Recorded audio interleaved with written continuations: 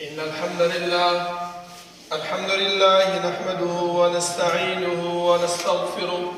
ونعوذ بالله من شرور أنفسنا ومن سيئات أعمالنا. من يهده الله فلا مضل له ومن يضلل فلا هادي له، وأشهد أن لا إله إلا الله وحده لا شريك له، وأشهد أن محمدا عبده ورسوله. يا أيها الذين آمنوا اتقوا الله حق تقاته ولا تموتن إلا وأنتم مسلمون. يا أيها الناس اتقوا ربكم الذي خلقكم من نفس واحدة وخلق منها زوجها وبث منهما رجالا كثيرا ونساء، واتقوا الله الذي تساءلون به والأرحام، إن الله كان عليكم رقيبا. يا أيها الذين آمنوا اتقوا الله وقولوا قولا سديدا يصلح لكم أعمالكم ويغفر لكم ذنوبكم، ومن يطع الله ورسوله فقد فاز فوزا عظيما. أما بعد، فإن خير الحديث كتاب الله، وخير الهدي هدي محمد صلى الله عليه وسلم، وشر الأمور محدثاتها، وكل محدثة بدعة، وكل بدعة ضلالة، وكل ضلالة في النار. أعوذ بالله من الشيطان الرجيم. بسم الله الرحمن الرحيم. قاف والقرآن المجيد، بل عجبوا أن جاءهم منذر منهم فقال الكافرون هذا شيء عجيب، أإذا متنا وكنا ترابا ذلك رجع بعيد، قد علمنا ما تنقص الأرض منهم وعندنا كتاب حفيظ. بل كذبوا بالحق لما جاءهم فهم في أمر مريج. أفلم ينظروا إلى السماء فوقهم كيف بنيناها وزيناها وما لها من فروج، والأرض مددناها وألقينا فيها رواسي وأنبتنا فيها من كل زوج بهيج، تبصرة وذكرى لكل عبد منيب. ونزلنا من السماء ماء مباركا فأنبتنا به جنات وحب الحصيد، والنخل باسقات لها طلع نضيد، رزقا للعباد، وأحيينا به بلدة ميتا كذلك الخروج. كذبت قبلهم قوم نوح وأصحاب الرس وثمود وعاد وفرعون وإخوان لوط وأصحاب الأيكة وقوم تبع كل كذب الرسل فحق وعيد. أفعينا بالخلق الأول بل هم في لبس من خلق جديد، ولقد خلقنا الإنسان ونعلم ما توسوس به نفسه ونحن أقرب إليه من حبل الوريد، إذ يتلقى المتلقيان عن اليمين وعن الشمال قعيد، ما يلفظ من قول إلا لديه رقيب عتيد. وجاءت سكرة الموت بالحق ذلك ما كنت منه تحيد، ونفخ في الصور ذلك يوم الوعيد، وجاءت كل نفس معها سائق وشهيد. لقد كنت في غفلة من هذا فكشفنا عنك غطاءك فبصرك اليوم حديد. وقال قرينه هذا ما لدي عتيد، ألقيا في جهنم كل كفار عنيد، مناع للخير معتد مريب، الذي جعل مع الله إلها آخر فألقياه في العذاب الشديد. قال قرينه ربنا ما أطغيته ولكن كان في ضلال بعيد. قال لا تختصموا لدي وقد قدمت إليكم بالوعيد، ما يبدل القول لدي وما أنا بظلام للعبيد. يوم نقول لجهنم هل امتلأت وتقول هل من مزيد، وأزلفت الجنة للمتقين غير بعيد. هذا ما توعدون لكل أواب حفيظ. من خشي الرحمن بالغيب وجاء بقلب منيب ادخلوها بسلام، ذلك يوم الخلود. لهم ما يشاءون فيها ولدينا مزيد. وكم أهلكنا قبلهم من قرن هم أشد منهم بطشا فنقبوا في البلاد هل من محيص. إن في ذلك لذكرى لمن كان له قلب أو ألقى السمع وهو شهيد. ولقد خلقنا السماوات والأرض وما بينهما في 6 أيام وما مسنا من لغوب. فاصبر على ما يقولون وسبح بحمد ربك قبل طلوع الشمس وقبل الغروب ومن الليل فسبحه وأدبار السجود. واستمع يوم ينادي المناد من مكان قريب يوم يسمعون الصيحة بالحق ذلك يوم الخروج. إنا نحن نحيي ونميت وإلينا المصير. يوم تشقق الأرض عنهم سراعا ذلك حشر علينا يسير. نحن أعلم بما يقولون وما أنت عليهم بجبار فذكر بالقرآن من يخاف وعيد. اللهم صل على محمد وعلى آل محمد كما صليت على إبراهيم وعلى آل إبراهيم إنك حميد مجيد. اللهم بارك على محمد وعلى آل محمد كما باركت على إبراهيم وعلى آل إبراهيم إنك حميد مجيد. بسم الله الرحمن الرحيم. واتقوا يوما ترجعون فيه إلى الله ثم توفى كل نفس ما كسبت وهم لا يظلمون. وقال تعالى ومن أراد الآخرة وسعى لها سعيها وهو مؤمن فأولئك كان سعيهم مشكورا. ده الله رب العالمين حمد وثناء او جناب محمد رسول الله صلى الله عليه وسلم باندې درود او سلام نه بعد زما محترم او معزز الله رب العالمین چې مونږ پیدا کړیو زمونږ د پیدایش مقصد هغه بیکاره مهمل او عبث نو بلکې الله رب العالمین مونږ د څه غرض او څه مقصد دپاره د دنیا ته رالیږلي یو چې هغه مقصد او غرض رب العالمین خپله په قرآن کریم کې مونږ ته بیان کړی دی چې وما خلقت الجن والانس الا ليعبدون. اے انسانانو ما چې تاسو پیدا کړی یې دا څه غرض دپاره څه مقصد دپاره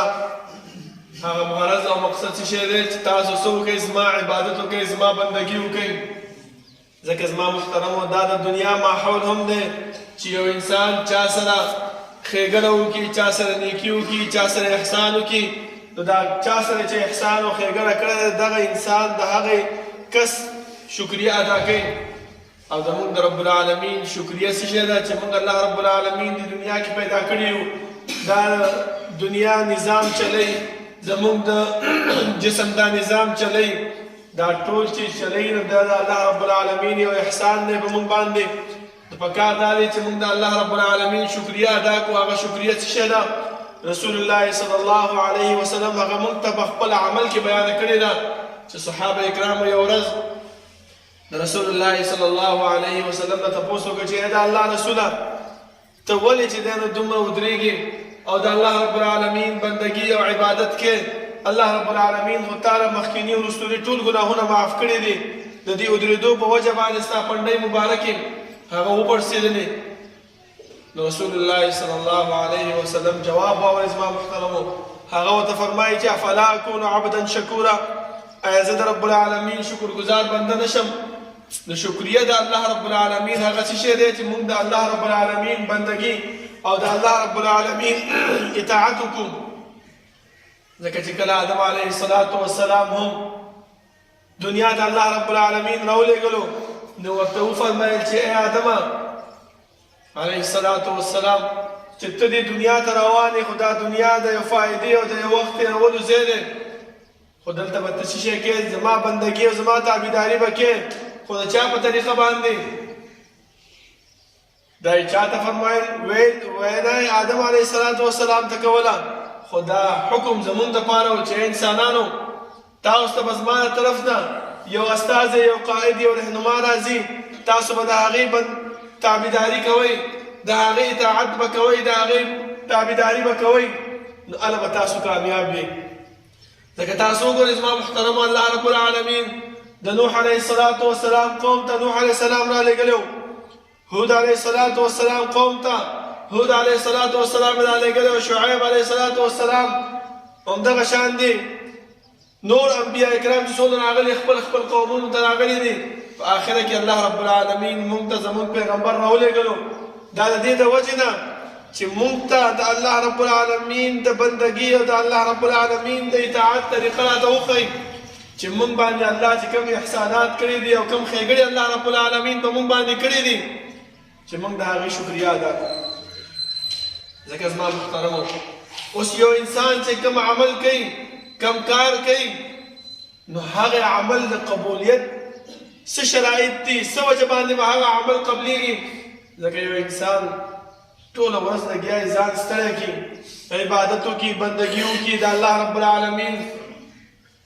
خو د ده په زړه کې دا خبره چې آیا دا به الله رب العالمین ما ته قبوله کړي او که نه به یې قبول کړي که چېرته قبول شوي او کامیاب شي او که قبول نه وي نو دغه عمل زموږ په دې سر باندې راغورځېږي زما محترمو پکار دا دي چې موږ هغه طریقې خپل کړو چې په هغې باندې زموږ د اعمال هغه د الله رب العالمین په دربار کې قبولیږي زما محترمو هغه څه شی دی ټولو کې اولنی خپل زړه کې للهیت پیدا کول پکار دي ټولو کې اول د الله رب العالمین بندګي د الله رب العالمین وحدانیت او هغه للهیت چې الله رب العالمین په هغې باندې موږ د پیغمبر را لېږلی دی هغه برابرول پکار دي چې هغه څه شی دی خپل عقیده درست کول دي ځکه یو صحابي راغی رسول الله صلی الله علیه وسلم ته وفرمایل دا ایمان یې نه و راوړی او تپوس ترې کړي چې د الله رسوله زه اول جهاد ته راشم که اول ایمان راوړم نو رسول الله صلی الله علیه وسلم ته وفرمایل چې اول ایمان راوړه بیا جهاد ته لاړ شي هغه سمدستي ایمان راوړو جهاد ته لاړو او جهاد کې شهید شو رسول الله صلی الله علیه وسلم وفرمایل عمل قلیلا واجر کثیرا عمل یې لږ وکړو او ثواب او اجر ډېر زیات حاصل کړو چې جنت ته لاړو خو دا څه وجه وه وجه دا وه چې عقیده یې مضبوطه وه پیغمبر باندې ایمان راوړی و د الله رب العالمین وحدانیت د الله رب العالمین هغه بندګي هغه یې خپل زړه کې اچولی و چې عقیده د کوم انسان درسته نه وي زما محترمو په دې خبره باندې موږ نه خلاصېږو چې موږ دا ووایو چې بس ایمان مې راوړی دی کلمه مې ویلې ده نور د باباګانو خوا هم ځو نور د تعویزګرو خوا هم ځو نور د دمګرو خوا هم ځو غاړه کې م تعویز هم اچولی دی په لاس کې کړی هم اچولی ده په لاس کې مربړ او په تار هم اچولی دی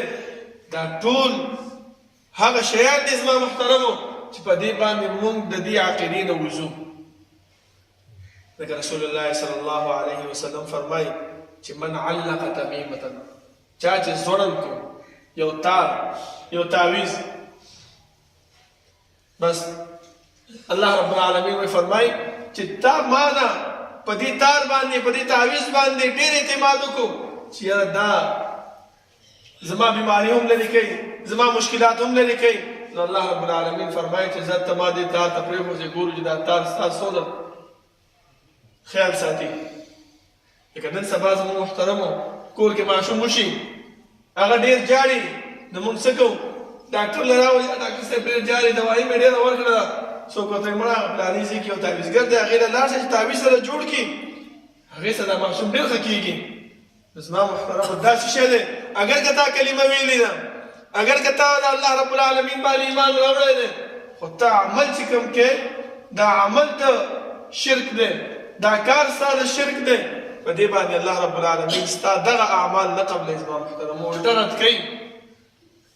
پکار دا دی چې موږ په خپل زړه کې هغه کارونه وکړو خپل زندګۍ کې هغه اعمال راولو چې د الله رب العالمین باندې ایمان راوړو سره سره کوم پیغمبر چې الله موږ ته رالیږلی دی د هغې پیغمبر په طریقه باندې روان شو نو هله به زموږ اعمال قبلیږي زما محترمو دا دو شرطونه دا په خپل زړه کې کېنوئ چې کوم انسان دا غواړي چې زما عمل زه چې کومه خواري کوم زه چې کومه بندګي کوم زه چې کوم اطاعت کوم دا دې قبول شي نو دا دوه خبرې خپل ذهن کې کېنوئ چې یو په الله رب العالمین باندې خپله عقیده درسته کړو دویم کم کار چې کوم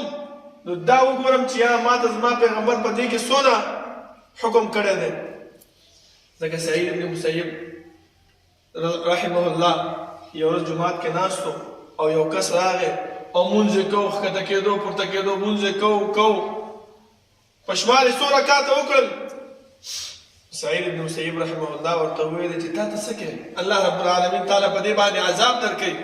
هغه ولې الله رب العالمین ما له په مانځه باندې عذاب راکوي؟ زه خو مونځ کوم. هغه ورته نو مونځ د عذاب نه درکوي، خو ته چې د رسول الله صلی الله علیه وسلم نافرماني کوې په دې تعالی عذاب درکوي. تا د پیغمبر ویلي چې جومات ته راننوځې 2 رکعته تحیت المسجد وکړه، بس نور سنت تلاوت کې که ذکر اذکار کې کوه. خو یو د جمعې ورځ دی داسې ښودلی چې جمعې په ورځ باندې وختي راشه او مونځ کوه تحیت المسجد نه بعد څومره چې الله رب العالمین ستا په اندازه نصیب کې لیکلی دی. خو مونږ کې مصیبت دا دی چې مونږ د جمعې مانځه ته وختي نه راځو، ځکه د جمعې مانځه دومره فضیلت دی چې رسول الله صلی الله علیه وسلم فرمایي چې کله نور راوخیږي د هغه وخت نه واله تر امام د دې منبر ته ختو پورې دا ورځ دا وخت 15 ټیمه باندې مقرر کړی دی. په اولنۍ ټیم باندې چې څوک راغی دومره اجر او ثواب ورکوي لکه چې یو انسان یو اوښ د الله په لار کې قربان کړی وي، د هغې څونه ثواب دی. ته منډۍ ته لاړ شه او یو اوښ راوړه هغه حلال کړه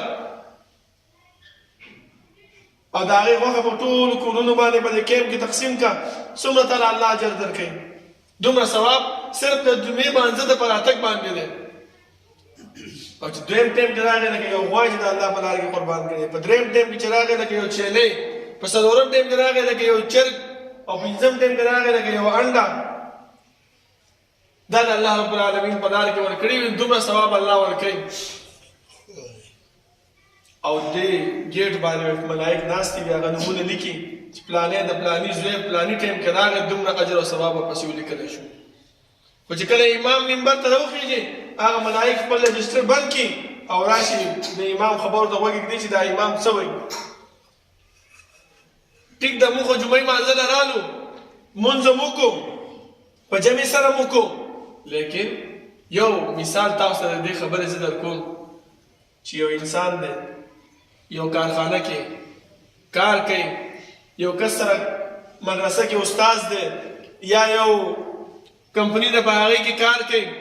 او هغه کمپنۍ مالک هغه مدرسې مدیر یو رجسټر په دې ګیټ باندې ایښی دی چې ته راځې سهار کې هم دستخط کوه چې وځې نو هم دستخط کوه. خو لیکن ته دا وې چې ما دې دستخط نه څه غواړې ولکه به ته دستخط اړو کومه ده خو زه راځم که نه. نو میاشت په اخره کې تا په هغه رجسټر کې دستخط نه دی کړی، تا خو ډیوټي هم پوره کړې ده. د سهار د 8 نه به راتې تر مازدیګر 3 بجو پورې به خپله کار به دې هم کوو. دې مدیر لیدلی یم چې تر به راتلې، لیکن هغه رجسټر کې ستا نوم نشته دی چې په کوم رجسټر باندې تعالی څه درکولی کېږي؟ معاش درکولی کېږي، تعالی تنخوا درکولی کېږي. آیا تاسو خپله سوچ وکئ دا کمپنۍ والا به تعالی تنخوا درکړي؟ هېڅکله نه درکوي. ولې؟ هغه به تا ته وایي چې ما خو تا د ثبوت په ګیټ کې ایښی و، نو تا خو دستخط نه دی کړی، زه څه خبر یم ته راغلی که نه یې راغلی؟ ته ورته ډېر قسمونه قرآنونه کوه، خو هغه ستا دا خبره هېڅکله نه مني، هغه صرف خپل دې رجسټر ته ګوري. همدغه رنګه زما محترمو چې موږ سبا د الله رب العالمین مخې ته دا وایو چې الله زه خو جمعې مانځه نه راغلی وم که نه، الله به وایي چې ملایکو ته چې ورشه هغه عملنامه د ده راوړه، د ده عملنامه چې راوړلی شي د ده نوم به پکې نه وي. هغه ثواب چې کوم پیغمبر موږ ته بیان کړی دی په هغې اجر او ثواب کې به زموږ نوم نه وي. بیا به موږ څه کوو زما محترمو؟ ټیک ده موږ خو راغلو مونځ هم وکړو، جمعې سره مو وکړو، د امام خطبه مو واورېدله، هر څه مو وکړل، لیکن هغه رجسټر چې کوم موږ ته الله مقرر کړی په هغې کې زموږ نوم نشته دی. پکار دا دی زما محترمو چې موږ دا وغواړو چې زموږ اعمال دې قبول شي، الله رب العالمین موږ له اجر او ثواب راکړي. نو موږ ته څه پکار دي چې کم کارونه کم خبرې موږ ته پیغمبر کړي دي په هغه کارونو په هغه اعمالو باندې موږ څه وکړو؟ روان شو. ځکه زما محترمو بل عمل چې په هغې باندې زموږ اعمال قبلیږي هغه څه چې دی د زړه اخلاص دی. ته چې کم کار کوې په کم لاره باندې ځې نو پکار دا دی چې ته دا زړه کې راولې چې یاره ما ته په دې باندې الله حکم کړی دی. لکه یو مثال تاسو ته زه در کوم، رسول الله صلی الله علیه وسلم په حدیث کې فرمایي چې یو انسان دی د کور نه راووتو، صرف په زړه کې دغه خبره ده چې یاره فلاني کلي کې زما یو ورور دی بیمار دی زه ځم د هغې تپوس ته نورې په زړه کې هېڅ قسم ته تمه نشته دی هېڅ قسم ته په زړه کې دغه نشته دی چې یاره دا ماله څه پیسې راکړي یا دا ماله څه شاباسۍ به راکړي دا هېڅ قسم سوچ دی صرف دا دی چې یاره زما ملګری دی زما ورور دی بیمار دی الله رب العالمین او ملائک د پسې ولګوي او د ده یو قدم باندې د اجر او ثواب ورکوي ولې د ده په زړه کې دغه خبره موجود ده چې زه به څه کومه خپل ضرور بیمار پرسي او عیادت کوم او که نن سبا زمونږ په شانتې وي چې هلته م ځي ځان ښایي چې هلکه زه رالم ګورې ښه ستا بیمار پرسي مې وکړله ستا تپوس مې وکړله نن سبا خو مصیبت د موبایلو دی سمدستي بل دی ورکوي چې زما تصویر وباسه او په میډیا باندې ور وښیي چې زه پلاني ځای ته تللی وم او د پلاني په عیادت مې وکړو د پلاني دپاره تپوس مې وکړو الله دې هغې ته شفا ورکړي دا وکړي واغه وکړي نه زما محترمو دا د زړه نه د انسان هغه اخلاص هغه للهیت ختموي پکار دا دی زما محترمو چې مونږ کم عمل کوو کم کار کوو په هغې باندې مونږ دا سوچ وکړو ځکه رسول الله صلی الله علیه وسلم فرمایي چې من عمل عملا لیس علیه امرنا فهو رد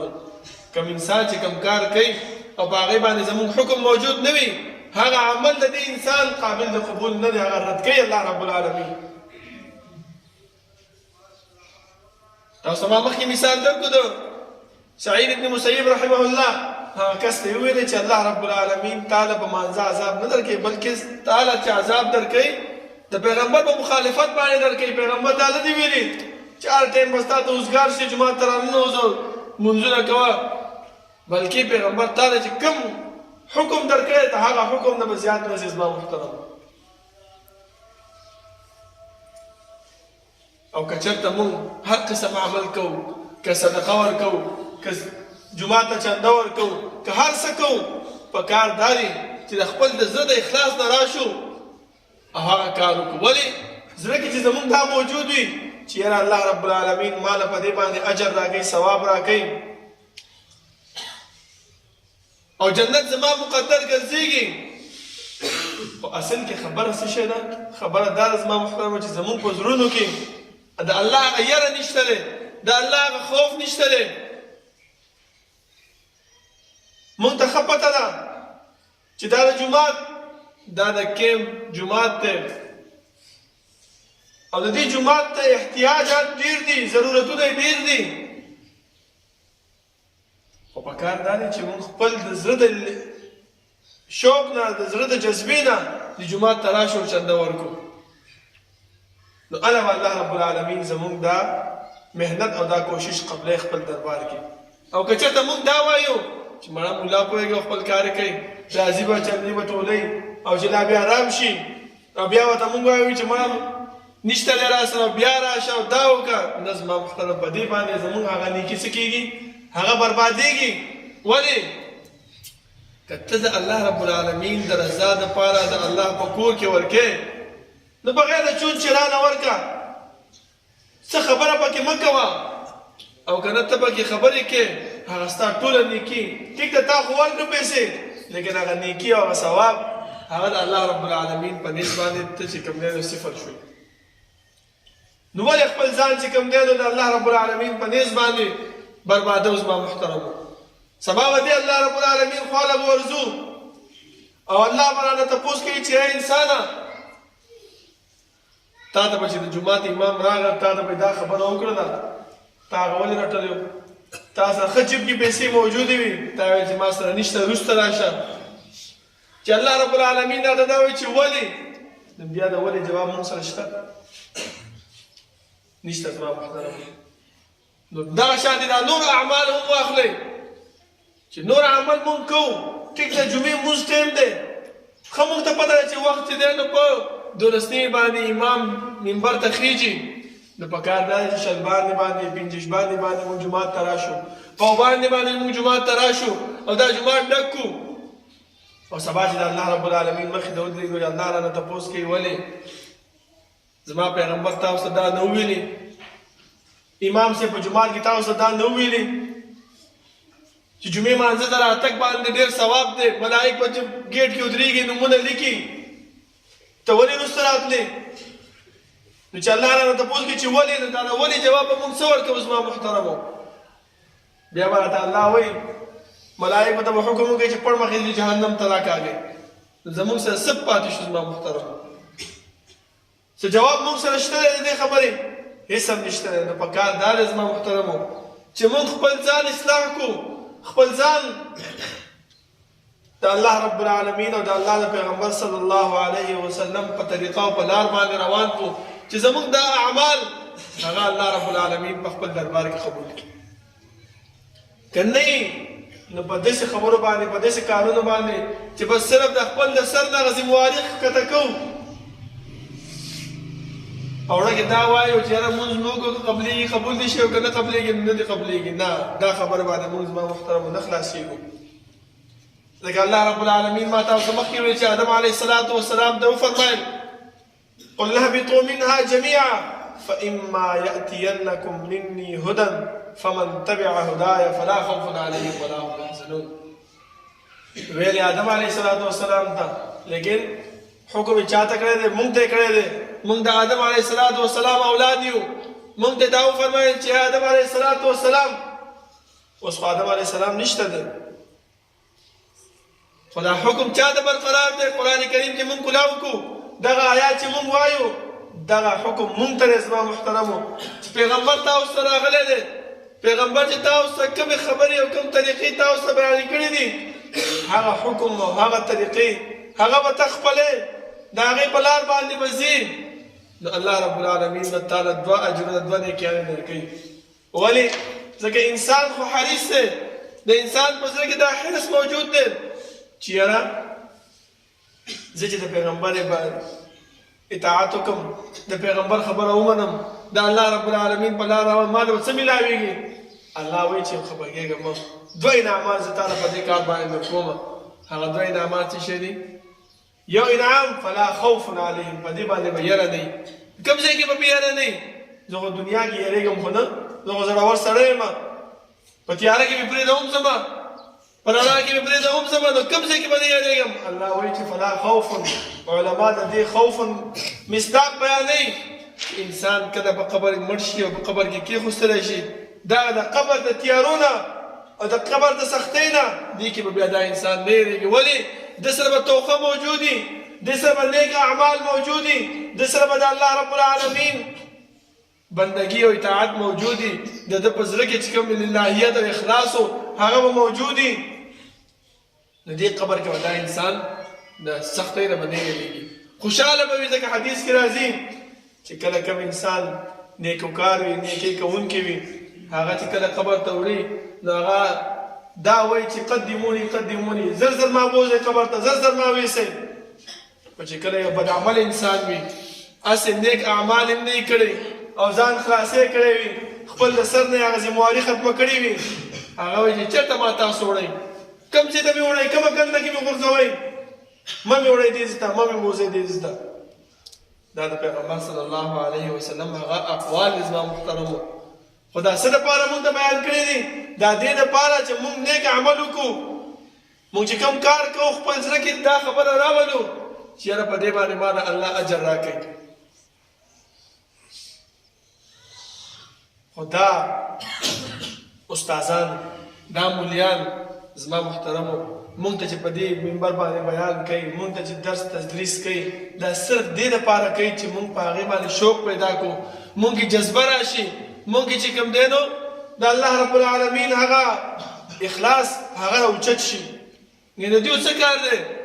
چې مونږ ته بیانونه کوي،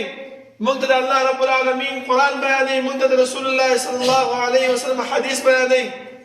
خو دا وایي چې څنګه زه کامیاب یم، څنګه زه د الله رب العالمین په لار باندې روان یم، چې دغه شانتې دا زما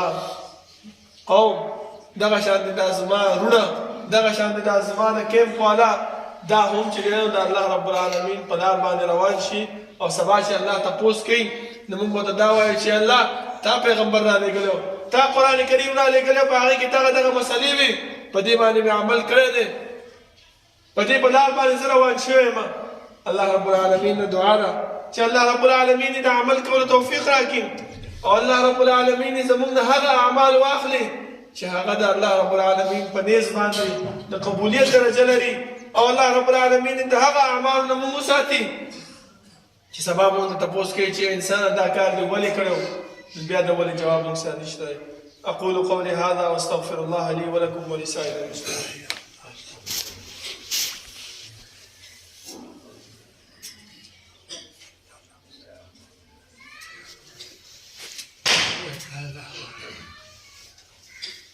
الحمد لله إن الحمد لله نحمده ونستعينه ونستغفره ونعوذ بالله من شرور أنفسنا ومن سيئات أعمالنا من يهده الله فلا مضل له ومن يضلل فلا هادي له وأشهد أن لا إله إلا الله وحده لا شريك له وأشهد أن محمدا عبده ورسوله. يا أيها الذين آمنوا اتقوا الله حق تقاته ولا تموتن إلا وأنتم مسلمون. يا أيها الناس اتقوا ربكم الذي خلقكم من نفس واحدة وخلق منها زوجها وبث منهما رجالا كثيرا ونساء واتقوا الله الذي تساءلون به والأرحام إن الله كان عليكم رقيبا. يا أيها الذين آمنوا اتقوا الله وقولوا قولا سديدا يصلح لكم أعمالكم ويغفر لكم ذنوبكم ومن يطع الله ورسوله فقد فاز فوزا عظيما. أما بعد فإن خير الحديث كتاب الله وخير الهدي هدي محمد صلى الله عليه وسلم وشر الأمور محدثاتها وكل محدثة بدعة وكل بدعة ضلالة وكل ضلالة في النار.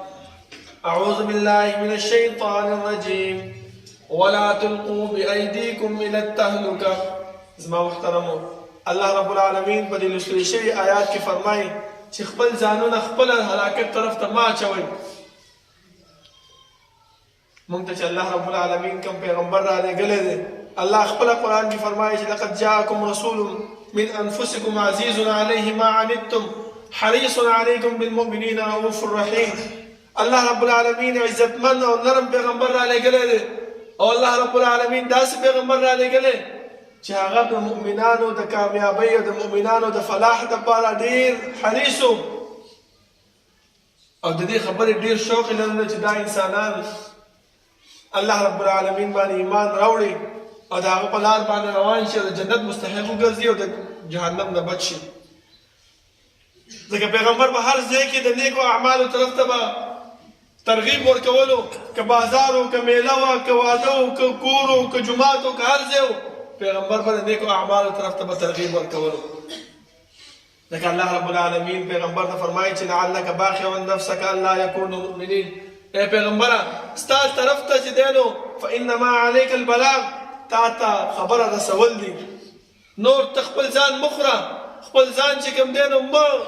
وژنه په دې خبره باندې چې دا خلک ولې ایمان نه راوړي، دا خلک ولې چې کوم دی نو په خبره باندې عمل نه کوي، دا خلک ولې د الله او د الله رب العالمین طرف ته نه راځي. دا موږ خپل ځان په خپله چې کوم دی نو هلاکت طرف ته اچو. لکه نن سبا هغه هلاکت څه شی دی زما محترمو؟ هغه هلاکت دا دی چې رسول الله صلی الله علیه وسلم فرمایي چې کل مسکر حرام، هر نشاور شی هغه څه شی دی؟ حرام دی. بیا دا نه دی ویلي راته چې خیر هغه لږ وي که هغه زیات وي که هغه تیزه نشه ورکوي که هغه لږه نشه ورکوي په دې باندې دا حرام دی. نه داسې نه دی ویلي، بلکې دا یې راته چې کل مسکر حرام، هر هغه شی چې هغه انسان باندې نشه راولي هغه حرام دی. او په دې حرامتیا باندې زما محترمو موږ څه شی کوو؟ خپل ځان په خپله هلاکت ته اچو. نو په کار دا دی چې موږ د دې هلاکت نه ځان بچ کړو او دا نشاور شیونه چې هغه هر څه شی دی د هغې نه ځان وساتو. اول خپل ځان بچ کړو او بیا خپل اولاد، خپل وروڼه، دا د هغې نشاور شیانو نه موږ هغه ځان بچ کړو. زما محترمو لکه حکومت هغه په هر څه باندې کوشش کوي، محنت کوي چې دا زموږ خلک، دا کم انسانان چې په دې پاکستان کې پاتې کېږي هغه د دې نشاور شیانو نه، د دې مشکلاتو نه، د دې تکالیفو نه ځان بچ کړي. خو دا صرف د هغو ذمواري ده زما محترمو. هغو چې دی نو موږ ته داسې مواقع مهیا کوي خو چې کله هغوی موږ نه لاړ شي بیا کار چا ته پاتې کېږي؟ کار موږ ته پاتې کېږي. زما محترمو پکار دا دی چې موږ د دې شیانو نه ځان وساتو او د هغې طرف ته توجه ورکړو چې الله رب العالمین سبا موږ ته دا وایي چې انسانه ما چې تا ته پیغمبر درلېږلی و هغه تا ته دا خبره کړې وه چې کل مسکر حرام، تا ولې دا نشاور شیان خوړل؟ تا ولې ځان په دې شیانو باندې مخته کولو او په دې کې ځان مبتلا کولو او ځان دې هلاکت ته اچولو؟ بیا به موږ الله رب العالمین ته څه جواب ورکړو زما محترمو؟ او په دې شیانو باندې او الله رب العالمین هم فرمایي یا ایها الذین آمنوا لا تقربوا الصلاة وانتم سکارى، مونځ ته مه رانږدې کېږئ په داسې حال کې چې تاسو نشه یې. الله رب العالمین د نیکو اعمالو نه مونږ منع کړي یو. مونځ داسې یو عمل دی زما محترمو چې ما ابتدا کې تاسو ته وویل چې الله رب العالمین شکریه په هغې باندې ادا کېږي او الله وایي چې زما شکریه هم ادا کوه چې ته کله څه نه شئ. نو چې د دې شیانو نه مونږ ځان وساتو نو انشاءالله کامیاب به یو او د هلاکت نه به بچ شو او د بربادۍ او تباهۍ نه به بچ شو. سبا چې د الله رب العالمین خوا نه ورځو الله رانه تپوس کوي نو انشاءالله کامیاب او کامران به یو. الله رب العالمین نه دعا ده چې الله رب العالمین دې موږ د هلاکت د شیانو نه وساتي او الله رب العالمین دې موږ د هغه اعمال واخلي چې هغه د رب العالمین په دربار کې د قبولیت درجه لري او د الله رب العالمین ته موږ سرخرور ورشو په هغه اعمالو باندې. زما محترمو ربنا لا تزغ قلوبنا بعد إذ هديتنا وهب لنا من لدنك رحمة إنك أنت الوهاب. ربنا اغفر لنا ولإخواننا الذين سبقونا بالإيمان ولا تجعل في قلوبنا غلا للذين آمنوا ربنا إنك رؤوف رحيم. ربنا لا تؤاخذنا إن نسينا واخطأنا ربنا ولا تحمل علينا إصرا كما حملته على الذين من قبلنا ربنا ولا تحملنا ما لا طاقة لنا به واعف عنا واغفر لنا وارحمنا أنت مولانا فانصرنا على القوم الكافرين. صفونا برابر كنيسة